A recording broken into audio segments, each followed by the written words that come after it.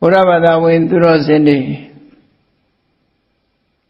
ငယ်စဉ်တောင်ကြီးကလေးဘဝကနေစပြီးတော့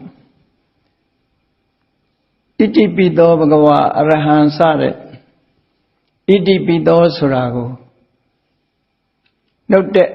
မိဘများချပေးထားလို့ရရှိပြီးတော့နေကြငယ်စဉ်ကရထားတဲ့ပါဠိကိုတချို့လည်းအဓိပ္ပာယ်သိကြတယ်တချို့လည်းအဓိပ္ပာယ်မသိဘူးသိသူနဲ့မသိသူ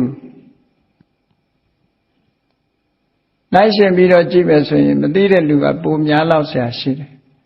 ငယ်ငယ်တော့ရထားတဲ့စာကိုရွတ်ယုံပဲရွတ်ပြီးတော့အသုံးချတဲ့အခါမှာအန္တရာယ်ခင်းအတွက်သာအသုံးချနေကြတာဣတိပိသောရွတ်ရင်ဘုန်းကြီးတို့ကိုယ်တိုင်လည်းငယ်ငယ်တော့ဣတိပိသောရွတ်ရင်